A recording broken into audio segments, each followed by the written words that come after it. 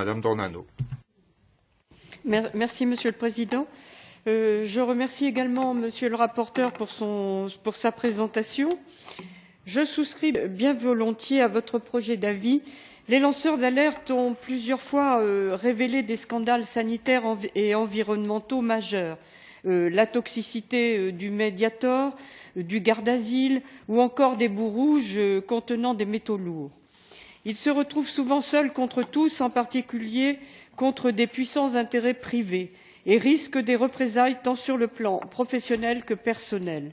C'est pourquoi je plaide pour que leurs actions courageuses au service du bien commun soient davantage protégées. Le considérant 20 et les articles 1 et 5 de la directive sur le secret des affaires ont eu le mérite d'introduire des mentions relatives aux lanceurs d'alerte dans le droit européen. Cependant, cette directive ne suffit pas à leur garantir une protection suffisante. J'approuve donc l'idée de créer des instruments juridiques plus appropriés et plus protecteurs. Je compléterai bien sûr votre projet d'avis par des amendements. D'une part, il me paraît nécessaire d'insister sur la protection de l'anonymat des lanceurs d'alerte. Ces derniers pourraient ainsi éviter diverses persécutions à leur encontre.